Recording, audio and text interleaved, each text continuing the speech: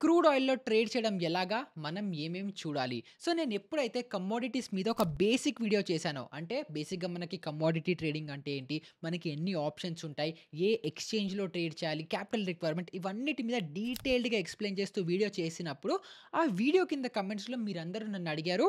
ఒక specific commodity గురించి ఇంకొంచెం డెప్త్‌లో ఎక్స్‌ప్లెయిన్ చేయండి. స్ట్రాటజీస్ ఎక్స్‌ప్లోర్ చేయండి. కమోడిటీస్ మీద ఇంకా వీడియోస్ చెయ్యండి అని మీరందరూ నన్ను రిక్వెస్ట్ చేశారు. సో, అందుకే ఇవాల్టి వీడియోలో క్రూడ్ ఆయిల్‌ని ఎలా ట్రేడ్ చేయాలి? క్రూడ్ ఆయిల్‌కి సంబంధించిన కంప్లీట్ ఇన్ఫర్మేషన్ ఈ వీడియోలో తీసుకొచ్చేస్తున్నాను. సో, ఇంక డిలే చేయకుండా వీడియోలోకెళ్ళిపోదాము. నా పేరు నిహాల్. మీరు చూస్తున్నారు మార్కెట్ ఫీడ్. ఇంకా మొదలు పెడదామా?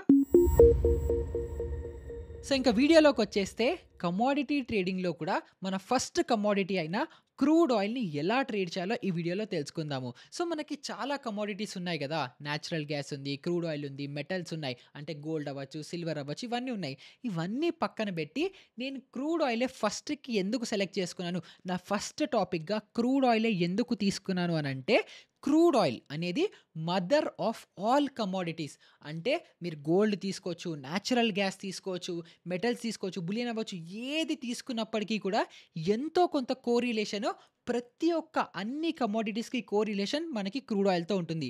సో, క్రూడ్ ఆయిల్ ఎలా మూవ్ అవుతోంది? క్రూడ్ ఆయిల్‌ని మనం ఎలా అనలైజ్ చేయాలి? క్రూడ్ ఆయిల్‌ని ఎలా ట్రేడ్ చేయాలనే లాజిక్స్ గనుక మనకు అర్థమైపోతే, ఇది మనకి ఫౌండేషన్ చాలా స్ట్రాంగ్‌గా అయిపోయినట్టు. సో, ఎప్పుడైతే క్రూడ్ ఆయిల్ గురించి మంచి క్లారిటీ వచ్చేస్తుందో, వేరే మనకి నచ్చిన కమోడిటీస్ కూడా ట్రేడ్ చేసుకోవడానికి మనకి ఈజీ అనేది అయిపోతుంది. కానీ అసలు ఫస్ట్ ఈ కమోడిటీలో ట్రేడింగ్ ఎందుకు చేయాలి అన్నదానికి నేను లాస్ట్ వీడియోలోనే మీ అందరికీ ఆన్సర్ చేశాను. అదేంటి? మీరు హ్యాపీగా ఆఫీస్ నుంచి వచ్చేసిన తర్వాత 5 నుంచి రాత్రి 11:30 వరకు ఈ టైమ్ ఫ్రేమ్‌లో హ్యాపీగా మీరు ట్రేడింగ్ అనేది చేసుకోవచ్చు కమోడిటీ మార్కెట్‌లో. సో, ఇక్కడ నేను 5-11:30 అని అన్నప్పుడు చాలా మందికి ఒక డౌట్ వచ్చుండొచ్చు. కమోడిటీ ట్రేడింగ్స్ మనకి పొద్దున 9:00 నుంచి ఓపెన్ ఉంటాయి గదా! కానీ ఇక్కడ స్పెసిఫిక్‌గా 5:00 అని ఎందుకు మెన్షన్ చేశానని మీకు డౌట్ రావచ్చు. సో, దానికి రీజన్ ఏంటి అనంటే, మనకి కమోడిటీ మార్కెట్స్ మార్నింగ్ నుంచి ఓపెన్ ఉన్నప్పటికీ కూడా 5:00 సాయంత్రం 5 నుంచి ఎప్పుడైతే యూరోపియన్ మార్కెట్స్ కూడా ఓపెన్ అవుతాయో, ఆ తర్వాత యూఎస్ మార్కెట్స్ కూడా ఓపెన్ అవుతూ ఉంటాయో, సో, ఇప్పుడు ఈ 5 నుంచి 11:30లో ఏంటంటే, మనకి మంచి మూవ్‌మెంట్ అనేది వస్తుంది. మనం ఇంట్రాడే ట్రేడింగ్ చేయాలనుకున్నా, పొజిషనల్‌గా చేయాలనుకున్నా, ఏది చేయాలనుకున్నా వాల్యూమ్స్ మనకి ఈ 5-11:30 టైంలో వస్తాయి కాబట్టి, నేను ఈ 5-11:30 టైంని స్పెసిఫిక్‌గా మీ అందరికీ చెప్పడం అనేది జరుగుతోంది. సో, ఇప్పుడు ఈ వీడియోలో మనము క్రూడ్ ఆయిల్ ఆల్రెడీ చెప్పేసాను.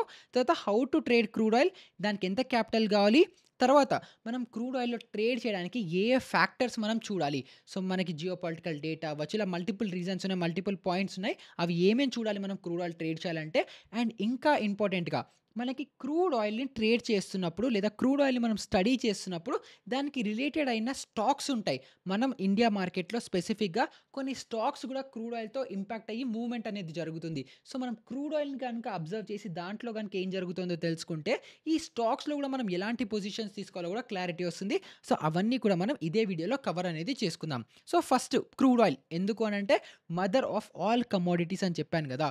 సో, క్రూడ్ ఆయిల్ అంటే ఏంటి? అదొక crude form of oil. So, ఈ క్రూడ్ ఆయిల్ నుంచే మనకి పెట్రోల్ అవ్వచ్చు, డీజిల్ అవ్వచ్చు, నేచురల్ గ్యాస్ అవ్వచ్చు, గ్యాసోలిన్ అవ్వచ్చు, ఆఖరికి ప్లాస్టిక్, ఫార్మా కంపెనీస్‌కి ఆ ప్రొడక్ట్స్, ఇలా ఒక్క క్రూడ్ ఆయిల్ నుంచి క్రూడ్ ఫార్మ్ ఏదైతే గ్రౌండ్‌లోంచి వస్తుందో, దాని నుంచి ఇలా మల్టిపుల్ బై ప్రొడక్ట్స్ అనేవి వస్తాయి. అండ్ దాని ద్వారా మనం మల్టిపుల్ ఇండస్ట్రీస్ అనేవి రన్ అవుతున్నాయి. మల్టిపుల్ ప్రొడక్ట్స్ అనేవి రన్ అవుతుంటాయి. సో, నేను మీకు ఇందాక చెప్పినట్టు ఒక్క క్రూడ్ ఆయిల్‌తో మన వరల్డ్ మొత్తంలో జరిగే ప్రతి ఒక్క దాని మీద క్రూడ్ ఆయిల్‌తో ఇంపాక్ట్ అనేది ఉంటుంది కాబట్టి, అది మనకి మదర్ ఆఫ్ ఆల్ కమోడిటీస్ కాబట్టి, ఫస్ట్ మనము దీన్నే స్టడీ అనేది చేయబోతున్నాము. అండ్ ఈ క్రూడ్ ఆయిల్స్‌లో ఇప్పుడు మనం ఇండియన్ మార్కెట్స్ గురించి స్టడీ చేయాలనుకోండి. సో, మనం ఇండియన్ మార్కెట్స్‌లో ఏమవుతోంది అని మనం ఎలా ఐడెంటిఫై చేసుకుంటాము? ఒకటి నిఫ్టీ 15 చూస్తాము. లేదా సెన్సెక్స్ ఇండెక్స్‌ని చూస్తాము. అలాగే ఇప్పుడు సపోజ్ యూఎస్ మార్కెట్స్‌లో ఏమవుతోంది అనంటే ఏం చూస్తాము? డౌ జోన్స్ చూస్తాము. లేదంటే నాస్డాక్ ఇండెక్స్ చూస్తాం. ఐటీ ఇండెక్స్ ఏదైతే ఉందో.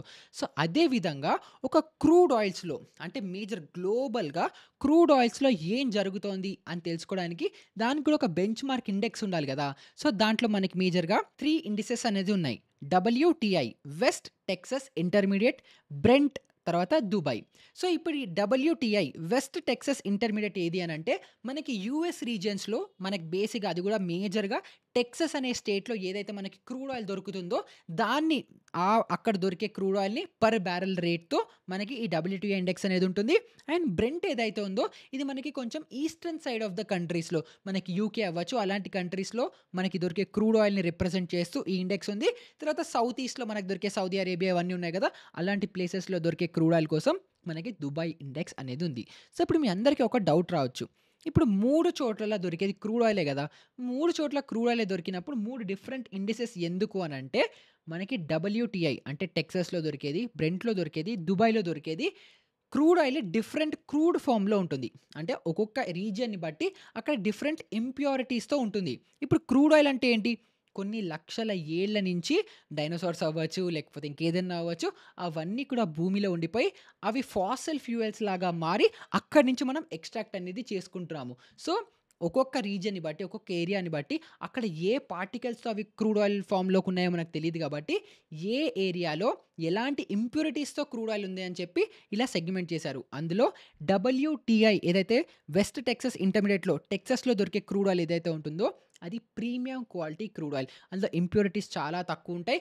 కొంచెం రిఫైన్‌మెంట్ చేయంగానే మనకి ప్రొడక్ట్స్ అన్నీ ఈజీగా వస్తాయి. సో, డబ్ల్యూటీఐ అనేది వరల్డ్ స్టాండర్డ్‌లో బెస్ట్ క్రూడ్ ఆయిల్.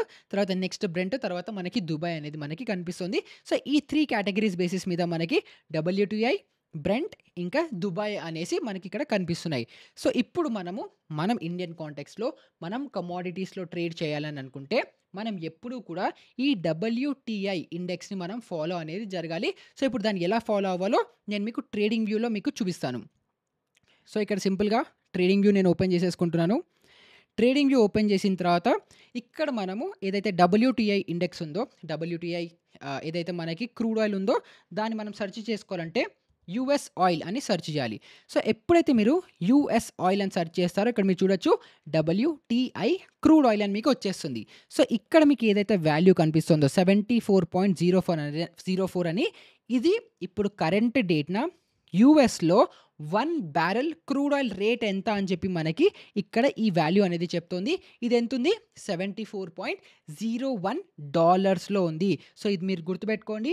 ఎప్పుడైతే మనము యూఎస్ ఆయిల్ అని సెర్చ్ చేస్తామో లేదా డబ్ల్యూటీఐ క్రూడ్ ఆయిల్ చేస్తామో ఇక్కడ వాల్యూస్ ఏవైతే ఉంటాయో ఇవన్నీ కూడా మనకి డాలర్స్‌లో ఉంటాయి. సో, ఇప్పుడు వరల్డ్ టెక్సాస్ ఇంటర్మీడియేట్ ప్రకారము అక్కడ 1 barrel of crude oil price $74.02 ఉంది. అండ్ 1 బ్యారెల్ అంటే ఎంత? ఇక్కడ మీకు సెర్చ్ చేస్తాను. 1 barrel of crude oil is how many litres అని మీరు ఇలాగా సెర్చ్ చేశారనుకోండి, మీకు ఇక్కడ కనిపిస్తుంది 159 లీటర్స్ అని. అంటే ఏంటి? 1 బ్యారెల్ 159 లీటర్స్ అండ్ ఆ 159 లీటర్స్‌కి మనకి ఇక్కడ వచ్చిన ప్రైస్ ఏంటి? $74 మనకి ఇక్కడ కనిపిస్తుంది. సో, మీరు కూడా ఇలాగే సెర్చ్ చేసుకొని ఇలా అర్థం అనేది చేసుకోవచ్చు. తర్వాత నెక్స్ట్ మనకు కావాల్సింది ఏంటి? ఇప్పుడు మన ఇండియన్ మార్కెట్స్‌లో, మన ఎన్‌సీఎక్స్‌లో, మన కమోడిటీ మార్కెట్స్‌లో మనం ట్రేడ్ చేసే క్రూడ్ ఆయిల్ ప్రైస్ ఎంత అని. సో, దానికి సింపుల్‌గా మీరు ఇక్కడ క్రూడ్ ఆయిల్ అని సెర్చ్ చేశారంటే క్రూడ్ ఆయిల్ ఫ్యూచర్స్ వస్తుంది. ఇక్కడ ఎంసీఎక్స్ అని ఉంది కదా! మన మల్టీ కమోడిటీ ఎక్స్‌చేంజ్. సో, మీ అందరికీ నేను లాస్ట్ వీడియోలో కూడా చూపించాను. ఈ ఎంసీఎక్స్ ఏదైతే మన ఇండెక్స్ ఉందో, ఇప్పుడు మనకి నిఫ్టీ ఎలాగుందో లేకపోతే ఎన్ఎస్‌సీ ఎలా ఉందో నిఫ్టీ కోసము, అలా మనం కమోడిటీస్‌లో ట్రేడ్ చేయాలంటే ఎంసీఎక్స్ అనే ఎక్స్‌చేంజ్‌లో మనం ట్రేడ్ చేయాలి. అండ్ వీళ్ళ ప్రొడక్ట్స్‌లో మనకి చాలా ఉన్నాయి. గోల్డ్ అవ్వచ్చు, సిల్వర్ అవ్వచ్చు, అల్యూమినియం ఇవన్నీ ఉన్నాయి. అందులో కూడా మనము ఎనర్జీ సెక్టర్‌లో చూసుకుంటే క్రూడ్ ఆయిల్, నేచురల్ గ్యాస్ ఈ 2 ఉన్నాయని కూడా మనం ఆల్రెడీ డిస్కస్ చేసుకున్నాం కదా! సో, అలా మనకి ఎంసీఎక్స్ ఇండెక్స్‌లోది మనకి కావాలి అని అనుకుంటే మీరు క్రూడ్ ఆయిల్ ఫ్యూచర్స్ అని సెర్చ్ చేయంగానే ఎంసీఎక్స్ వస్తుంది. దాంట్లో మీరు వాల్యూ చూడంగానే ఇక్కడ మీరు 6351 అని కనిపిస్తుంది. సో, ఇక్కడ 6351 లేదా 52 ఏదైతే మూవ్ అవుతుందో ఇది మటుకు ఇండియన్ రూపీస్‌లో మనకి వాల్యూ అనేది కనిపిస్తుంది. సో, ఇందాక మనము ఇక్కడ యూఎస్ ఆయిల్‌లో చూస్తే మనకేమో $74 ఉంది. మరి అదే ఇప్పుడు మనము క్రూడ్ ఆయిల్ ఫ్యూచర్స్. ఈ క్రూడ్ ఆయిల్ ఫ్యూచర్స్‌లో చూస్తే ఏమో మనకి 6352 ఉంది. సో, ఇప్పుడు ఈ రెండిటికి కోరిలేషన్ ఏంటి? సంబంధం ఏంటి? అని మీ అందరికీ డౌట్ రావచ్చు కదా! సో, ఇక్కడే మీరు అర్థం చేసుకోవాల్సింది ఏంటంటే, ఏదైతే యూఎస్ ఆయిల్ ఉందో 73.99 అని దీన్ని మనము డాలర్ రేట్‌తో మల్టిప్లై చేయాలి. సో, డాలర్ రేట్ మనకెలా వస్తుంది? USD INR. మనము ఫారెక్స్ ట్రేడింగ్‌లో యూఎస్‌డి ఐఎన్ఆర్ మనం ఇక్కడ క్లిక్ చేసామని అనుకుంటే ఇది ఎంత ఉంది? 85.69 ఉంది. సో, 85.69 ఇదేమో 74. 74 ఇంటూ 89.69 చేస్తే ఎంతొచ్చింది? 6,637 రూపీస్ వచ్చింది.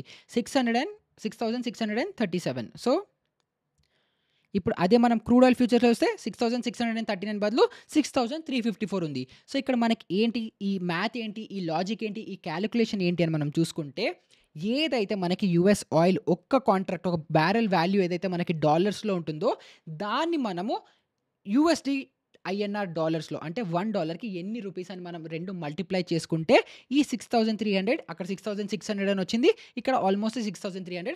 సో, అలా కాలిక్యులేట్ చేసి ఇండియాలో గూడా మనకి 1 బ్యారెల్‌కి ఎన్ని రూపీస్ అని చెప్పి మనకి ఈ మన క్రూడ్ ఆయిల్ ఫ్యూచర్స్ అనేది మనకి ఇక్కడ వాల్యూ అనేది చెప్తుంది. సో, ఇప్పుడు మన ఇండియన్ మార్కెట్స్‌లో ఏదైతే క్రూడ్ ఆయిల్ ట్రేడ్ అవుతుందో, దాని ప్రైస్ ఎలా డిసైడ్ అవుతుంది అని మనకు అర్థమైపోయింది కాబట్టి, ఇప్పుడు మనం కొన్ని విషయాలు గుర్తుపెట్టుకోవాలి. అది ఏంటి అనంటే, ఈ యూఎస్ ఆయిల్ అంటే యూఎస్ కమోడిటీ మార్కెట్స్ ఏవైతే ఉంటాయో, అవి రాత్రి అంటే తెల్లవారుజామున 2 AM వరకు గూడా ఓపెన్ ఉంటాయి. మన మార్కెట్స్ 11:30 లేదా కొన్నిసార్లు 11:55కి క్లోజ్ అనేది అయిపోతాయి. కానీ యూఎస్‌లో క్రూడ్ మార్కెట్స్ లేదా యూఎస్‌లో కమోడిటీ మార్కెట్స్ మాత్రం మన టైంలో పొద్దున 2 AM వరకు కూడా ఓపెన్ ఉంటాయి. సో, మన మార్కెట్స్ ఓపెన్ అయిపోయిన తర్వాత స్టిల్ యూఎస్ మార్కెట్స్ ఓపెన్ ఉంటాయి కాబట్టి, ఎప్పుడైతే మన మార్కెట్స్ క్లోజ్ అయిపోయి అక్కడ క్రూడ్ ఆయిల్ పైకెళ్తోంది లేదా కిందకొస్తుంది అనుకుంటారో, అప్పుడు వీళ్ళు ఆఫ్టర్ మార్కెట్ ఆర్డర్స్ కూడా చాలామంది ప్లేస్ చేస్తుంటారు.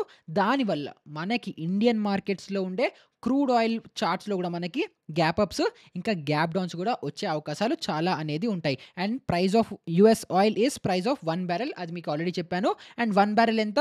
159 లీటర్స్ అది గూడా మీ అందరికీ చెప్పేసాను.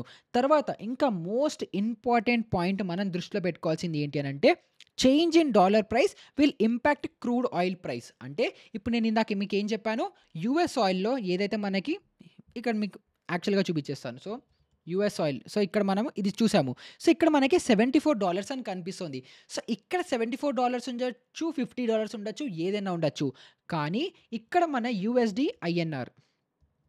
ఇప్పుడు సపోజ్ మన రూపీ వీక్ అయిపోతోంది అనుకుందాం. మన రూపీ వాల్యూ పడిపోతోంది అనుకుందాం. అప్పుడు ఏమవుతుంది? యూఎస్‌కి అగెయిన్స్ట్‌గా డాలర్‌కి అగెయిన్స్ట్‌గా రూపీ వాల్యూ పైకెళ్ళిపోతూ ఉన్నప్పుడు మన ఏదైతే మనం మాక్సిమం మన క్రూడ్ ఆయిల్ అనేది ఇంపోర్ట్ చేసుకుంటున్నాం కాబట్టి డాలర్ రేట్ పెరుగుతూ ఉంటే మన ఇండియన్ మార్కెట్స్‌లో క్రూడ్ ఆయిల్ రేట్ కూడా పెరుగుతూ ఉంటుంది. సో, డాలర్ రేట్ పెరుగుతోందా? డాలర్ రేట్ పడిపోతోందా? అని కూడా మనం అబ్జర్వ్ చేసుకోవడం చాలా ఇంపార్టెంట్. ఎందుకంటే దాన్ని బట్టి కూడా మన కమోడిటీ ప్రైసెస్ పెరుగుతాయా? తగ్గిపోతాయా? అని కూడా మనకి డైరెక్ట్ ఇంపాక్ట్ అనేది ఉంటుంది కాబట్టి. సో, ఇప్పుడు నెక్స్ట్ మనము ఇదంతా బేసిక్స్, ఫౌండేషన్స్, ఫండమెంటల్స్ అర్థమైపోయాయి కాబట్టి ఇప్పుడు ఫస్ట్ మనము కమోడిటీస్‌ని ట్రేడ్ ఎలా చేయాలి? మన బ్రోకర్ టెర్మినల్‌లో ఎలా యాడ్ చేసుకోవాలో అది నేర్చుకుందాం. సో, దానికి నేను ఇక్కడ నా జెరోదా టెర్మినల్‌లోకొచ్చేసాను. జెరోదా టెర్మినల్‌లో మీరు ట్రేడ్ చేసుకోవాలంటే ఇక్కడ మనకి జాన్యురీ ఫ్యూచర్స్ ఉన్నాయి. ఇక్కడ ఆప్షన్స్‌ని కూడా యాడ్ చేసుకున్నాను. ఎందుకు? మనకి ఏదైతే ఎంసీఎక్స్‌లో మనం ఏదైతే కమోడిటీస్‌లో ట్రేడ్ చేద్దాం అనుకుంటున్నామో అది ఓన్లీ డెరివేటివ్ సెగ్మెంట్స్‌లో మాత్రమే ఉంటాయి. అంటే ఫ్యూచర్స్, ఆప్షన్స్ ఈ 2 కాంట్రాక్ట్స్‌లోనే మనం ట్రేడ్ చేయగలము. మనకి వేరే ఆప్షన్ లేదు. అండ్ అందులో కూడా మనకి క్రూడ్ ఆయిల్‌లో నేను మీకు ఇందాక ఎంసీఎక్స్ వెబ్‌సైట్‌లో కూడా చూపించాను కదా! ప్రొడక్ట్స్‌లో మనకి క్రూడ్ ఆయిల్‌లో చూసుకుంటే క్రూడ్ ఆయిల్ ఉంది, క్రూడ్ ఆయిల్ మినీ ఉంది. సో, ఫస్ట్ క్రూడ్ ఆయిల్ అంటే ఏంటి అనంటే మనకి ఇండియన్ మార్కెట్‌లో దొరికే ఇండియన్ కాంటెక్స్‌లో ఒక క్రూడ్ ఆయిల్ కాంట్రాక్ట్ సైజ్ ఎంత అని మనం చూసుకుంటే 100 బ్యారెల్స్. అంటే ఇప్పుడు నేను మీకు ఇందాక చూపించాను కదా! ఇది మనకి యూఎస్ ఆయిల్ అని. సో, ఇప్పుడు ఈ యూఎస్ ఆయిల్ ఏంటి? ఈ $74 ఏదైతే కనిపిస్తుందో ఇది 1 బ్యారెల్. ఇప్పుడు మనం ఇండియన్ మార్కెట్స్‌లో ట్రేడ్ చేయాలని అనుకుంటే 1 బ్యారెల్ మనం ట్రేడ్ చేయలేము. క్రూడ్ ఆయిల్ అనే కాంట్రాక్ట్‌ని ట్రేడ్ చేయాలి అని అనుకుంటే 100 బ్యారెల్స్ వర్త్ ఉన్న కాంట్రాక్ట్‌ని మనం ట్రేడ్ చేయాలి. అండ్ తర్వాత మనకి ఇంకొక మినీ కాంట్రాక్ట్ అవైలబుల్ ఉంది. అది 10 బ్యారెల్స్‌లో మనకి అవైలబుల్ ఉంటుంది. సో, అవే నేను ఇక్కడ యాడ్ చేసుకున్నాను నా ట్రేడింగ్ వ్యూలో. అది ఇక్కడ మీరు చూడొచ్చు. First crude oil January futures అంటే ఈ మంత్ ఫ్యూచర్స్‌ని యాడ్ చేసుకున్నాను. అదే విధంగా క్రూడ్ ఆయిల్ M1 నొక్కంగానే క్రూడ్ ఆయిల్ మినీ కాంట్రాక్ట్ వస్తుంది. అదే విధంగా క్రూడ్ ఆయిల్ ఏదైతే మేజర్ కాంట్రాక్ట్ ఉంటుందో పెద్ద కాంట్రాక్ట్, మినీ కాంట్రాక్ట్ రెండిటికి కూడా మనకి ఆప్షన్స్‌లో కూడా మనకి ఆప్షన్స్ అవైలబుల్‌గా ఉంటాయి. సో, ఇప్పుడు దేనికి ఎంతెంత మార్జిన్స్ వస్తాయి. సో, ఇప్పుడు ఇది మీరు యాడ్ చేసుకోవాలంటే చాలా సింపుల్‌గా క్రూడ్ ఆయిల్ అని సెర్చ్ చేయంగానే ఇప్పుడు నేను జాన్యురీ యాడ్ చేసుకున్నాను. అలాగే మీరు ఫిబ్రవరి యాడ్ చేసుకోవచ్చు. క్రూడ్ ఆయిల్ M1 నొక్కారంటే మినీ కాంట్రాక్ట్స్ మీకొస్తాయి. సో, ఈ విధంగా మీరు యాడ్ చేసుకొని ట్రేడింగ్ అనేది చేసుకోవచ్చు. సో, ఇప్పుడు దేనికి ఎంతెంత మార్జిన్ అవుతుందో ఫస్ట్ అది చెప్తాను. సో, క్రూడ్ ఆయిల్ ఏదైతే మేజర్ కాంట్రాక్ట్ ఉందో దీన్ని మీరు బై చేయాలి అని అనుకుంటే ₹2,16,146 ₹2,00,000 మార్జిన్ కావాలి. మీరు ఒక్క 1 లాట్ ఆఫ్ క్రూడ్ ఆయిల్‌ని ట్రేడ్ చేయాలి అంటే. ఎందుకు? ఇక్కడ క్వాంటిటీ 1 ఉన్నప్పటికీ కూడా నేను మీకు ఇందాక ఏం చెప్పాను ఇక్కడ 1 కాంట్రాక్ట్‌లో 100 బ్యారెల్స్ ఆఫ్ క్రూడ్ ఆయిల్ ఉంది అని. సో, మనకి 1 బ్యారెల్ ఎంత అనుకున్నాము? ₹6,357. సో, 6,357 ఇంటూ 100 చేసిన తర్వాత ఎంతైతే వస్తుందో దాంట్లో మళ్ళీ స్పాన్ మార్జిన్, ఎక్స్‌పోజర్ మార్జిన్ అవి ఇవన్నీ యాడ్ అయ్యి మనకి ఈ ట్రేడ్ తీసుకోవాలంటే ఫుల్ ఏదైతే పెద్ద కాంట్రాక్ట్ ఉంటుందో దాంట్లో ట్రేడ్ చేయాలంటే ₹2,16,146 మార్జిన్ ఉండాలి. అండ్ అదే విధంగా చార్జెస్ గూడా మనం చూసుకుంటే ఆల్మోస్ట్ ₹53 మనకి చార్జెస్ అనేవి పడతాయి. ఈ కాంట్రాక్ట్‌ని మనం ట్రేడ్ చేయాలనుకుంటే వన్ సైడ్. మళ్ళీ అమ్మేటప్పుడు మళ్ళీ మనకి ఇంకొక ₹53 అనేది చార్జెస్‌గా పడతాయి. అదే మీరు మినీ కాంట్రాక్ట్ తీసుకుంటే మినీ కాంట్రాక్ట్ ఓన్లీ మనకి 10 బ్యారెల్సే ఉంది కాబట్టి దీని మార్జిన్ రిక్వైర్మెంట్ కన్సిడరబుల్‌గా తక్కువుంటుంది. 1/10 అయిపోతుంది. 2,00,000 ప్లేస్‌లో 21,614లో మీరు 1 కాంట్రాక్ట్ ట్రేడింగ్ అనేది చేసుకోవచ్చు. అండ్ మన రీటైలర్స్ ఎవరైతే ఉంటారో వాళ్ళందరూ కూడా ఈ మినీ కాంట్రాక్ట్స్‌లోనే ట్రేడింగ్ అనేది చేస్తూ ఉంటారు. తర్వాత మనం ఆప్షన్స్‌లోకొస్తే ఏదైతే మేజర్ కాంట్రాక్ట్ ఉంటుందో అక్కడ మనకెంత ₹2,00,000 ఉంది గదా! సో, ఇప్పుడు మనకి నిఫ్టీ అవ్వచ్చు, బ్యాంక్ నిఫ్టీ అవ్వచ్చు, సెన్సెక్స్ అవ్వచ్చు. ఇవన్నీ ఉన్నట్టుగానే ఇప్పుడు మనకి క్రూడ్ ఆయిల్ రేట్ ఎంత నడుస్తుంది? 6,351 నడుస్తుంది గదా! సో, ఇక్కడ 6,350ది నేను కాల్ ఆప్షన్‌ని యాడ్ చేసుకున్నాను. సో, ఇవేమవుతాయి? ఎట్ ద మనీ కాంట్రాక్ట్స్ అవుతాయి. అండ్ ఇలాగే మీకు 6,350, 6,355, 3,650 అలాగా మనకు నార్మల్‌గా ఆప్షన్ చైన్ ఎలాగైతే ఉంటుందో దీంట్లో గూడా అలా ఆప్షన్ చైన్ ఉంటుంది. అండ్ ఇది at the money contracts. So, at the మనీలో మీరు పర్చేస్ చేయాలి అని అనుకుంటే ₹11,000 మార్జిన్ కావాలి. సో, ఫ్యూచర్స్‌లో 2,12,000 మీకు మార్జిన్ కావాల్సొస్తే ఆప్షన్స్‌లో మీకు జస్ట్ ₹11,000 మార్జిన్ చాలు. అండ్ అదే విధంగా మినీ కాంట్రాక్ట్‌లో మీకు ఎంత కావాలి అని చూసుకుంటే జస్ట్ ₹1,100 ఉంటే చాలు. మీరు ఒక కాంట్రాక్ట్‌ని మీరు పర్చేస్ అనేది చేసుకోవచ్చు. ఆప్షన్ బయింగ్ అనేది చేసుకోవచ్చు. కానీ ఒక్క విషయం దృష్టిలో పెట్టుకోండి. ఇక్కడ మీరు సింపుల్‌గా ఇది క్లిక్ చేశారనుకుంటే ఇక్కడ వాల్యూమ్స్ ఎంత ట్రేడ్ అవుతున్నాయి, ఆప్షన్స్‌లో ఎన్ని వాల్యూమ్స్ ఉన్నాయి అని చెప్పి మీకు ఇక్కడ క్లియర్‌గా వస్తుంది. ఇక్కడ మీరు చూడొచ్చు.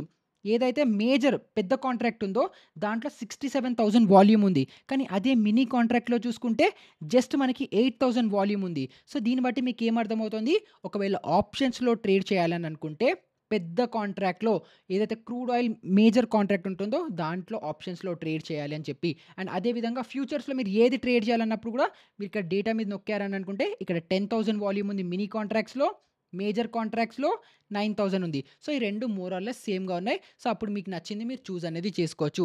సో, కమోడిటీస్‌లో ట్రేడ్ చేసేటప్పుడు ఎప్పుడూ కూడా ఏ కాంట్రాక్ట్స్‌లో లిక్విడిటీ ఉంది, ఏ కాంట్రాక్ట్స్‌లో వాల్యూమ్స్ ఉన్నాయని చూసుకొని ఎప్పుడూ కూడా మార్కెట్ ఆర్డర్‌ని ప్లేస్ చేసి ఎప్పుడూ ట్రేడ్స్ అనేవి తీసుకోకండి. ఎప్పుడూ కూడా లిమిట్ ఆర్డర్‌లోనే ప్లేస్ చేయండి. ఎందుకు అనంటే మీరు ఇక్కడ క్లిక్ చేస్తే చూడొచ్చు. ఇక్కడ 6349 ఉంది. ఇక్కడ 6351 ఉంది. సో, మీరు బై, సెల్ చేసేటప్పుడు ఒక్కొక్కసారి ఈ డిఫరెన్స్ చాలా ఎక్కువుంటే మీరు ఎక్కువ ప్రాఫిట్ అండ్ లాస్‌లో నష్టపోయే ఛాన్సెస్ ఉంటాయి. ఎందుకు? నేను మీకిక్కడ ఏం చెప్పాను? 6349 1 క్వాంటిటీ అయినప్పటికీ కూడా మన లాట్ సైజ్ ₹100. అంటే ఇప్పుడు ఈ 6349 నుంచి 6350కి వెళ్ళింది అనంటే ₹1 పెరిగింది. కానీ మీకు ప్రాఫిట్ అండ్ లాస్‌లో ₹100 తేడా వస్తుంది. సో, ప్రతి ₹1 మూవ్‌మెంట్‌కి మీ పీఎన్ఎల్‌లో ₹100 ప్లస్ ఆర్ ₹100 మైనస్ అనేది అవుతుంది. అండ్ అదే విధంగా ఒకవేళ మీరు మినీ కాంట్రాక్ట్‌లో తీసుకున్నారని అనుకుంటే దీని లాట్ సైజ్‌లో మనకి 10 బ్యారెల్స్ ఉన్నాయి కాబట్టి ఇక్కడ 6348 నుంచి ₹1 పెరిగినా, ₹1 తగ్గినా మీ పీఎన్ఎల్‌లో ₹10 పెరగడం, ₹10 తగ్గడం జరుగుతూ ఉంటుంది. సో, అది గూడా మీరు దృష్టిలో పెట్టుకొని ట్రేడింగ్ అనేది చేయాలి. సో, ఒక డెరివేటివ్ కాంట్రాక్ట్స్‌లో మినీ కాంట్రాక్ట్స్ వాల్యూ ఎంతుంది? నార్మల్ కాంట్రాక్ట్స్ వాల్యూ ఎంతుంది? ఫ్యూచర్స్ అండ్ ఆప్షన్స్ ఈ 2 మీకు క్లారిటీ వచ్చేసాయి అనేసి అనుకుంటున్నాను. సో, ఇప్పుడు మనము ట్రేడ్ చేయాలి అని అనుకునేటప్పుడు మనం కొన్ని విషయాలు దృష్టిలో పెట్టుకోవాలి. అందులో ఏంటంటే ఎప్పుడూ కూడా look at WTI chart and trade on MCX chart. అంటే ఏంటి? ఇప్పుడు ఇక్కడ నేను యాడ్ చేసుకుంటాం. ఇక్కడ యూఎస్ ఆయిల్ ఏదైతే WTI క్రూడ్ ఆయిల్ చార్ట్ ఉందో ఇక్కడ మనం వాచ్ లిస్ట్‌లో యాడ్ చేసుకుందాం యాక్చువల్లీ. సో, దీన్ని యూఎస్ ఆయిల్ ఇక్కడ యాడ్ చేసుకుంటున్నాను. ఇదేంటి? మనకి WTI ఇండెక్స్ చెప్తుంది. తర్వాత క్రూడ్ ఆయిల్ మన ఇండియన్ MCXలో క్రూడ్ ఆయిల్ ఫ్యూచర్స్ యాడ్ చేసుకుంటున్నాను. తర్వాత మనకి ఇంకోటి ఏం కావాలి? USD INR కావాలి. USD INR. So, USD INR చేసుకుంటే మనకి ఫారెక్స్ ఏదైతే పేరు ఉంటుందో అది కూడా మనకి ఇక్కడ వచ్చేసింది. సో, ఇప్పుడు యూఎస్ ఆయిల్ ఏదైతే మనకి డబ్ల్యూటీఐ ఇండెక్స్ ఉందో ఇక్కడ నేను ట్రెండ్‌ని అనలైజ్ చేసుకుంటాను. అంటే నా ప్రైస్ యాక్షన్ అవ్వచ్చు, ఏదైనా ఇండికేటర్స్ అవ్వచ్చు, ఏదైనా సరే నా ఎంట్రీ తీసుకోవాలా, ఎగ్జిట్ తీసుకోవాలా, నేను అసలు ట్రేడ్ తీసుకోవాలా వద్దా అని ఆ ఒపీనియన్ నేను ఈ చార్ట్‌ని యూజ్ చేసుకొని చేసుకుంటాను. సో, ఇదేమో 1 మంత్ చార్ట్. దీన్ని 5 మినిట్ టైమ్ ఫ్రేమ్‌లో పెట్టుకుంటున్నాను. దీన్ని రీసెట్ చేశాను. సో, ఇప్పుడు ఇక్కడ నేను చూసుకొని నేను అనలైజ్ అనేది చేసుకుంటాను. So, okay. ఇక్కడ ప్రైస్ మనకి ఆల్మోస్ట్ ఒక డౌన్ ట్రెండ్‌లో ఉంది. తర్వాత రీట్రేస్‌మెంట్ వచ్చింది. ఈ లెవెల్స్ అరౌండ్‌గా మనకి రిజెక్షన్ జోన్ కనిపిస్తోంది. అండ్ అలాగే ఇక్కడ రీట్రేస్‌మెంట్ అయ్యింది కాబట్టి ఇక్కడ ఒక చిన్న కన్సాలిడేషన్ వస్తుంది. సో, ఒకవేళ ఇక్కడి నుంచి బ్రేక్ డౌన్ ఇచ్చింది అని అనుకుందాం. సో, ఇక్కడ ఒక చిన్న సపోర్ట్ జోన్ గీసుకుంటాను. ఇక్కడ పైన ఒక చిన్న రెసిస్టెన్స్ జోన్ గీసుకుంటాను. సో, ఇప్పుడు నేనేం చేస్తాను, ఈ జోన్ బ్రేక్‌ఔట్ అవుతుందా? బ్రేక్ డౌన్ అవుతుందా? అని వెయిట్ చేసి ఒకవేళ ఇక్కడి నుంచి బ్రేక్ డౌన్ అవుతోంది అన్నప్పుడు నేనేం చేస్తాను, ఈ కింద నా ఈ లెవెల్స్ వరకు $73.50 వరకు టార్గెట్‌గా పెట్టుకుంటాను కాబట్టి, ఇక్కడ నేనేం చేశాను, ఈ ప్రైస్ బ్రేక్‌ఔట్ అయితే పైకెళ్తుందని, ఈ లెవెల్ కిందకొస్తే బ్రేక్ డౌన్ అవుతుంది అని ఇక్కడ అనలైజ్ చేసిన తర్వాత క్రూడ్ ఆయిల్‌లో సో, ఇక్కడ కూడా మీరు చూడొచ్చు సిమిలర్ ప్రైస్ యాక్షన్ ప్యాటర్న్ ఉంటుంది. సో, అప్పుడు నేనేం చేస్తాను, ఎంట్రీస్ అనేవి ఇక్కడ తీసుకుంటాను. సో, ఇక్కడ సింపుల్‌గా షార్ట్ పొజిషన్ ఇక్కడ పెట్టుకుంటాను. ఇక్కడి నుంచి బ్రేక్ డౌన్ అవుతుంది అని అనుకుంటే, ఇక్కడ నేను ఎంట్రీ తీసుకొని, దీనిపైన నేను స్టాప్ లాస్ పెట్టుకొని, ఈ కింద నేను టార్గెట్స్ అనేవి ఇలా పెట్టుకొని, ఇలా ట్రేడింగ్ అనేది నేను ప్లానింగ్ అనేది చేసుకుంటాను. సో, యూఎస్ ఆయిల్‌లో ప్యాటర్న్ చూసుకొని, అనలైజ్ చేసుకొని, క్రూడ్ ఆయిల్ ఏదైతే మన ఇండియన్ ఫ్యూచర్స్ క్రూడ్ ఆయిల్‌లో ఉందో, ఈ చార్ట్‌లో నేను ట్రేడ్స్‌ని ఎగ్జిక్యూట్ చేసుకొని, స్టాప్ లాస్ పెట్టుకుంటాను. 6369 లేదా 6370 దగ్గర నా స్టాప్ లాస్ అని చెప్పి, ఇలా నేను అక్కడ అనలైజ్ చేసుకొని, ఇక్కడ ట్రేడింగ్ అనేది చేసుకుంటాను. So, WTI chart for view, MCX charts for entry and stop loss అనేది మనం చేయాలి. తర్వాత నెక్స్ట్ మనము ఒక క్రూడ్ ఆయిల్‌ని ట్రేడ్ చేయాలనంటే, మనం కొన్ని డేటాని మనం దృష్టిలో పెట్టుకోవాలి. కొన్ని డేటా పాయింట్స్ మనం అబ్జర్వ్ చేసుకోవాలి. మనం చూస్తూ ఉండాలి. అవి ఏంటి అనంటే జియో పొలిటికల్ న్యూస్. అంటే ఇప్పుడు మనకి రష్యా, యుక్రెయిన్ వార్ నడుస్తోంది. యూఎస్ రష్యా మీద ఏదైనా శాంక్షన్స్ పెట్టొచ్చు. లేదా సౌత్ ఈస్ట్‌కి మళ్ళీ యుక్రెయిన్‌కి ఏదైనా ప్రాబ్లమ్ రావచ్చు. సో, ఏదైతే ఇలా ఆయిల్ డామినెంట్ కంట్రీస్ ఉంటాయో, మనకి ఇలా రష్యా అవ్వచ్చు, యూఎస్ అవ్వచ్చు, సౌదీ అవ్వచ్చు, ఇలాంటి కంట్రీస్ ఏదైనా జియో పొలిటికల్ వార్ టెన్షన్స్ ఉన్నాయి. లేదా ఒక కంట్రీ ఇంకో కంట్రీ మీద ఏదైనా శాంక్షన్స్ పెడుతున్నారు. సో, ఇలాంటివి ఏదైనా జరుగుతోంది, ఏదైనా వార్ టెన్షన్ ఉంది, ఏదైనా అన్‌సర్టెనిటీ ఉంది, ఏదైనా పాండమిక్ అవుతోంది, ఇలాంటి సినారియోస్ ఏవైనా జరుగుతున్నాయి అని అనుకుంటే, మనకి క్రూడ్ ఆయిల్ ప్రైజెస్ పెరగడం, తగ్గడం జరుగుతూ ఉంటాయి. సో, మనం ఈ న్యూస్ జియో పొలిటికల్‌గా వరల్డ్ మొత్తంలో ఏం జరుగుతోంది అని మనం అప్డేటెడ్‌గా ఉంటే, మనం క్రూడ్ ఆయిల్‌లో ట్రేడ్ చేసేటప్పుడు మనకి చాలా బెనిఫిట్స్ అనేవి ఉంటాయి కాబట్టి, ఇవన్నీ మనము దృష్టిలో అనేది పెట్టుకోవాలి. తర్వాత ఓపెక్ మీటింగ్స్ డేటా. ఇది ఏంటి అనంటే, ఇప్పుడు మనకి వరల్డ్ మొత్తంలో ఎంతమందైతే ఆయిల్ ప్రొడ్యూస్ చేసే కంట్రీస్ ఉన్నాయో, వీళ్ళందరూ కలిసి ఒక ఆర్గనైజేషన్‌ని ఫార్మ్ చేశారు, ఓపెక్ అని. సో, ఈ మీటింగ్స్‌లో వాళ్ళు ఏం చెప్తారనంటే, ఇప్పుడు మనం క్రూడ్ ఆయిల్ ప్రైజెస్‌ని పెంచాలా, తగ్గించాలా వాళ్ళు డిసైడ్ చేస్తారు. ఎందుకు? వీళ్ళందరూ కలిసి ఈ మన రష్యా అవ్వచ్చు, సౌదీ అవ్వచ్చు, యూఎస్ అవ్వచ్చు, ఇలా అన్ని కంట్రీస్ వాళ్ళు ఎవరెవరైతే మేజర్‌గా క్రూడ్ ఆయిల్‌ని ప్రొడ్యూస్ చేస్తున్నారో, ఎవరైతే భూమిలోంచి ఎక్స్ట్రాక్ట్ చేస్తున్నారో, వీళ్ళందరూ ఒక కార్టెల్ లాగా ఫార్మ్ అయిపోయి వీళ్ళేం చేస్తున్నారనుకుంటే, కన్జ్యూమర్స్ నుంచి ఎక్కువ డిమాండ్ ఉంది అని అనుకుంటే, క్రూడ్ ఆయిల్‌ని పెంచేద్దాము. కన్జ్యూమర్స్ నుంచి డిమాండ్ తక్కువ ఉందంటే, క్రూడ్ ఆయిల్ ప్రైజెస్‌ని తక్కువ చేసుకుందాము. సో, ఇలాగ వీళ్ళు ప్రైస్‌ని మ్యానిపులేట్ చేసి ఆర్టిఫిషియల్ డిమాండ్, ఆర్టిఫిషియల్ సప్లై ఇవన్నీ చేయడానికి కూడా ఈ ఓపెక్ మీటింగ్స్ డేటా అనేది మనకు కనిపిస్తుంది. సో, ఒకవేళ ఈ ఓపెక్స్ మీటింగ్ డేటాలో కట్ అనేది పదం మీరు వాడారు అని అనుకుంటే, కమోడిటీస్ ప్రైస్ తక్కువకి దొరుకుతాయని అర్థము. అప్పుడు మీ కమోడిటీ ట్రేడింగ్ చార్ట్‌లో ఏదైతే ప్రైస్ ఉంటుందో, అది పైకి షూట్ అనేది అవుతుంది. సో, ఎప్పుడు కూడా ఈ ఓపెక్స్ మీటింగ్ డేటా మీద మీరు కాన్సంట్రేట్ చేయండి. దీనికి మీరు సింపుల్‌గా గూగుల్‌లో ఓపెక్ మీటింగ్ న్యూస్ అని మీరు ఇలా సెర్చ్ చేశారనుకుంటే, మీకు ఇక్కడ ఓపెక్స్ మీటింగ్ ఉంది కదా! మీరు ఇక్కడ ప్రెస్ రిలీజెస్‌లో అవ్వచ్చు. ఇలా మీరు ఈ వెబ్‌సైట్‌లోకి రాగానే ఇక్కడ మీకు కంప్లీట్ డేటా అనేది మీకు ఇక్కడ డెఫినిట్‌గా వచ్చేస్తుంది. సో, ఈ ఏదైతే డేటా ఉందో దీని మీద మీరు ఒక దృష్టి పెట్టుకోవాలి. తర్వాత ఇన్వెంటరీ డేటా. సో, దీనికి కూడా మీరు గూగుల్‌లో వచ్చి క్రూడ్ ఆయిల్ ఇన్వెంటరీ డేటా అని మీరు సెర్చ్ చేశారని అనుకుంటే, ఇక్కడ మీకు కంప్లీట్ ఇన్వెంటరీ డేటా వస్తుంది. అంటే వరల్డ్‌లో క్రూడ్ ఆయిల్ ఇంకా ఎంతుంది, ఎంత తక్కువుంది, ఎంత ఎక్కువుంది అని మీకు ఇక్కడ కంప్లీట్ చార్ట్‌లో, గ్రాఫ్‌లో మీకు కంప్లీట్ డేటా వస్తుంది. సో, ఇక్కడేంటి జనాలకి కావాల్సిన దానికంటే క్రూడ్ ఆయిల్ ఎక్కువుంది అనుకోండి. ఇక్కడ ఏమైపోయింది సప్లై ఎక్కువైంది. డిమాండ్ తక్కువుంది. క్రూడ్ ఆయిల్ పడిపోతుంది. అదే విధంగా సపోజ్ సప్లై చాలా తక్కువుంది. డిమాండ్ చాలా ఎక్కువుంది. అప్పుడు క్రూడ్ ఆయిల్ ప్రైసెస్ షూట్ అయిపోతాయి. సో, మనకి ఇన్వెంటరీ డేటాను చూసుకుంటూ మనం ఇన్వెంటరీ ఎంతుంది అని మనం గూడా ట్రాక్ చేసుకుంటే క్రూడ్ ఆయిల్‌లో ట్రేడ్ చేసేటప్పుడు మనకి చాలా బెనిఫిషియల్‌గా అనేది ఉంటుంది. అండ్ ఆబ్వియస్‌లీ ఇందాక పాండమిక్స్ మీకు చెప్పాను. జియోపాలిటికల్ న్యూస్ చెప్పినట్టే వరల్డ్‌లో ఏదైనా అన్‌సర్టెనిటీస్ అవుతున్నాయా లేదా అని చెప్పి మేజర్‌గా ఈ 4 డేటా పాయింట్స్‌ని గనుక మీరు స్టడీ చేస్తుంటే మీరు క్రూడ్ ఆయిల్స్‌లో ట్రేడ్ చేసేటప్పుడు లేదా క్రూడ్ ఆయిల్‌కి సంబంధించిన స్టాక్స్‌లో ట్రేడ్ చేసేటప్పుడు మీకు డెఫినిట్‌గా హెల్ప్ అనేది అవుతుంది. సో, ఇప్పుడు నెక్స్ట్ మనము most interesting impact on stocks with crude oil movement అంటే క్రూడ్ ఆయిల్ పెరుగుతుందా?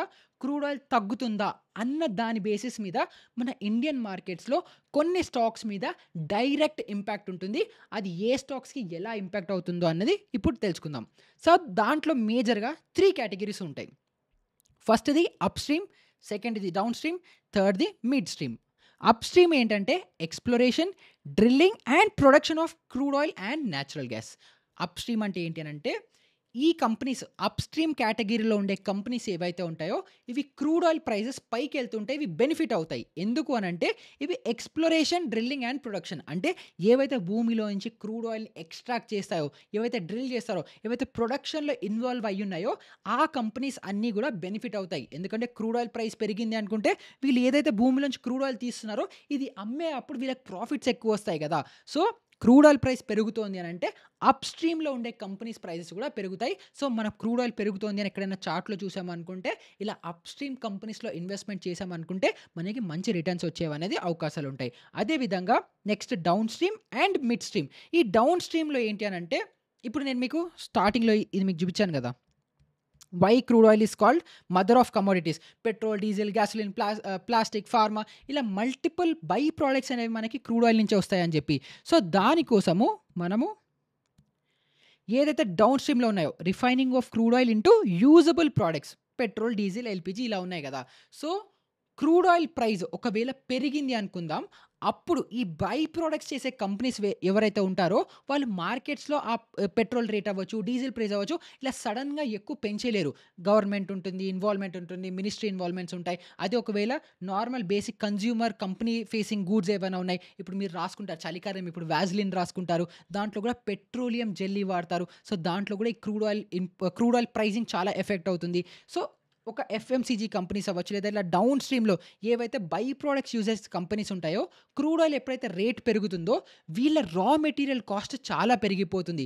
కానీ కన్స్యూమర్‌కి వీళ్ళు అంత అమౌంట్ డైరెక్ట్‌గా చార్జ్ చేయలేరు. సో, అలా ఉన్నప్పుడు ఈ కంపెనీస్‌కి ఏంటంటే అది లాస్‌గా ఉంటుంది కాబట్టి down stream and mid stream. ఈ మిడ్ స్ట్రీమ్‌లో బేసిక్‌గా ఈ క్రూడ్ ఆయిల్‌ని ట్రాన్స్‌పోర్ట్ చేసే ట్యాంకర్ కంపెనీలు, ఏవైతే పైప్‌లైన్ కంపెనీస్ ఇవన్నీ ఉంటాయో మిడ్ స్ట్రీమ్‌లోకొస్తాయి. సో, క్రూడ్ ఆయిల్ ప్రైజెస్ పెరుగుతున్నాయి అని అనుకుంటే ఇలా బై ప్రొడక్ట్స్ మీద డిపెండ్ అయ్యి ఉండే కంపెనీస్ అండ్ క్రూడ్ ఆయిల్‌ని ట్రాన్స్‌పోర్ట్ చేసి స్టోరేజ్ ఫెసిలిటేట్ చేసే కంపెనీస్ అన్నిటికి కూడా వాళ్ళకి నష్టం వస్తుంది. ఎందుకంటే ఎక్కువ ప్రైస్‌కి క్రూడ్ ఆయిల్ దొరుకుతుంది. కానీ వీళ్ళ ఫిక్స్డ్ కాస్ట్ అంతే ఉన్నాయి కాబట్టి వీళ్ళకి మేజర్‌గా ప్రాబ్లమ్ అనేది దొరుకుతుంది. సో, ఇప్పుడు ఈ అప్ స్ట్రీమ్‌లో, డౌన్ స్ట్రీమ్‌లో, మిడ్ స్ట్రీమ్‌లో ఎలాంటి కంపెనీస్ వస్తాయి అని మనం చూసుకుంటే ఫస్ట్ అప్ స్ట్రీమ్‌లో ఓఎన్‌జీసీ, ఆయిల్ ఇండియా, రిలయన్స్ ఇండస్ట్రీస్, లార్సన్ అండ్ టర్బో.